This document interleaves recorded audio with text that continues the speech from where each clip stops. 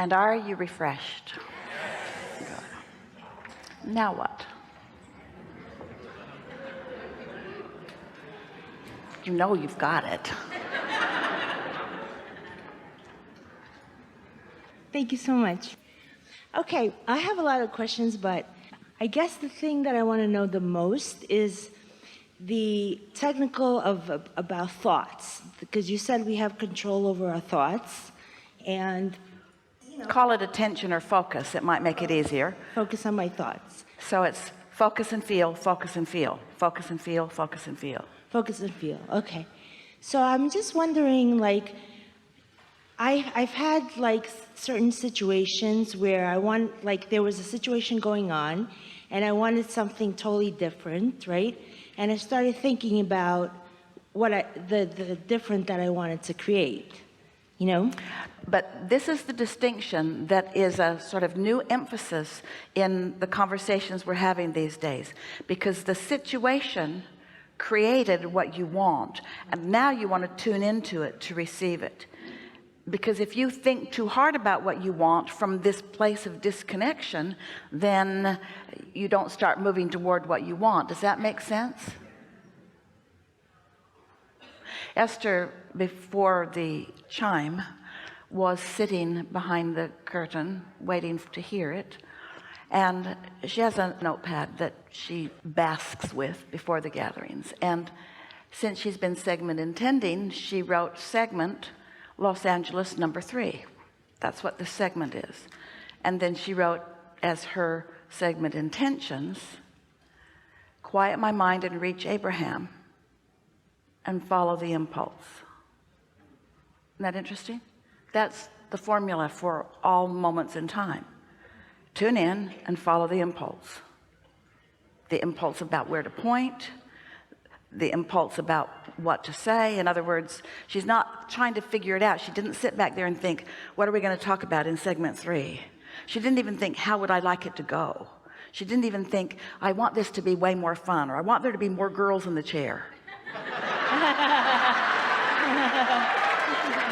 You're thinking that, but she wasn't. Her intention was to quiet her mind and follow the impulse, you see. But she understands that all of the work's been done, that all of her intentions are in the vortex and that all of yours are. She knows that this gathering has been accomplished, and now it's just a matter of all of us collectively receiving it. You see what we're getting at? Mm-hmm. So if I'm thinking, about what it is that I desire, before you go further, so here's the distinction. Here's the way we would follow this process of thinking if we were standing in your physical shoes. So step 1 just happens and you launch rockets, and when you get into the receiving mode, you receive impulses, and so the impulse is coming, the impulse is coming, the impulse is coming. Now this is the distinction that you're reaching for, and it's the distinction that we really want you all to understand, because you are deliberate creators. So start with the premise, what influence am I under? Am I under the influence of my total self, or am I under the influence of someone else or some other influence? Start there. What influence am I under? So now, under the influence of source, as the impulse comes and you follow it out, it happens in one way. If you're under the influence of something else and you follow it out, and as you are more and more aware of what influence you're under, then things get better and better for you. So you're getting really good at knowing that. It's like somebody picked a fight with you and you fought back. Well, it's clear what influence you're under. You picked a fight, they fought back. It's clear what influence you're under. You saw something and felt negative about it. It's clear what influence you're under. You felt the impulse to go somewhere and it felt good, and you rendezvoused with someone. You know what influence you're under. So let's just say, for sake of stability, that you have come to the place where you're pretty sure what influence you're under.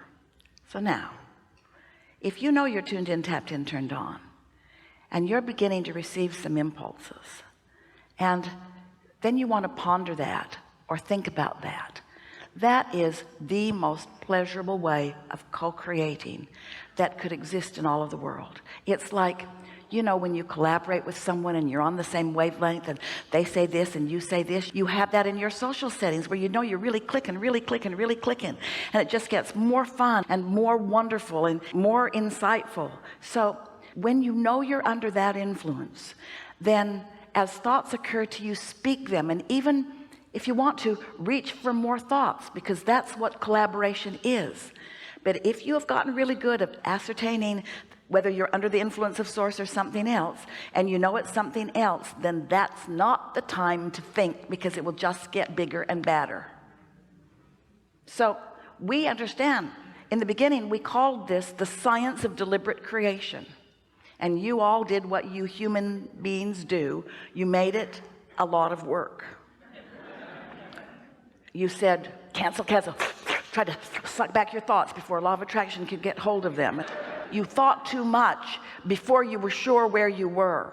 It's like picking up the stick and trying to fix it, and you're on this end of it. You just want to be clear about where you are before you decide to think. It's like when you're in your car and you have an open road and you want to push on the gas and go really fast. You drive according to the conditions, yes? Well, we want you to think according to the conditions. If you know you're in a bad mood, thinking doesn't help. You just stew and writhe in your juices and make it worse. And it's not all for nothing, because you do contribute to your vortex and you do ask for more things. But really, you've created a vortex that would keep you busy for 20 or 30 lifetimes. You really don't need more contrasting data. It's time for you to cash in your vibrational chips, we think, don't you? Yes. Yeah, sure. Absolutely. So did we get to the heart of what you're reaching for? I don't know whether I should follow this thought out or not. How did the first thought feel? Well, it felt worrisome to me, and that's why I'm trying to work the bugs out of it. Don't do it. Well, how did it feel? Well, it felt great. I just feel really good. Then follow it and contribute to it, just for fun, because it's always easier to watch things that are happening outside of you than to be aware of what's happening internally. But just for a little while, watch your dinner conversations or your friendship conversations just for a little while, and watch the way so many scenarios go. Someone will say something like, my flight was delayed, and then someone else will talk about that, and before you know it, you're talking about lost baggage and airplanes crashing. It can get really intense. And so the point that we're making is that most humans, and this is the power of your important thought, most humans follow the scenario given the subject matter.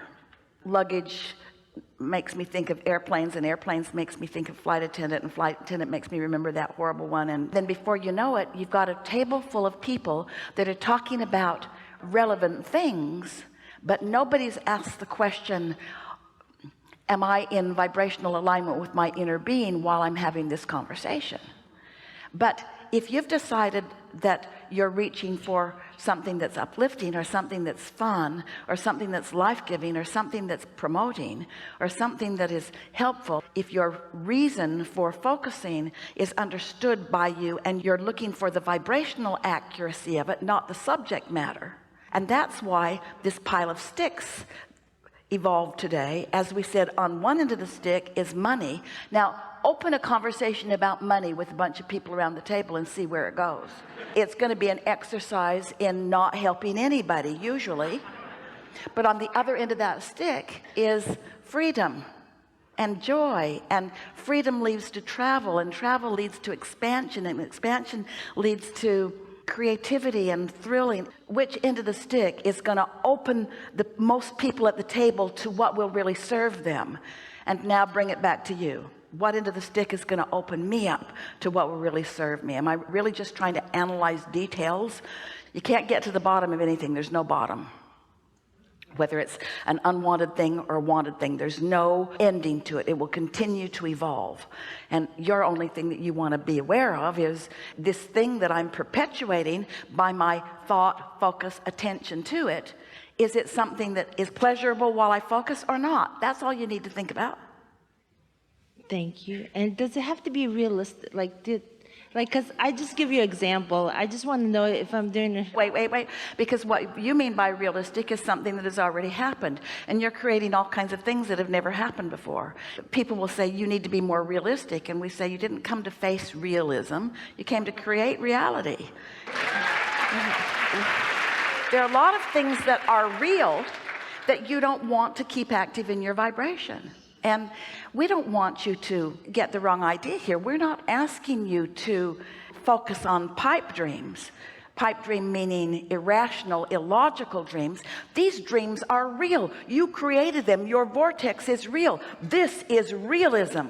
That's why we wrote a book and gave it the name The Vortex. It's real. This is the realism that feels good when you focus upon it, you see.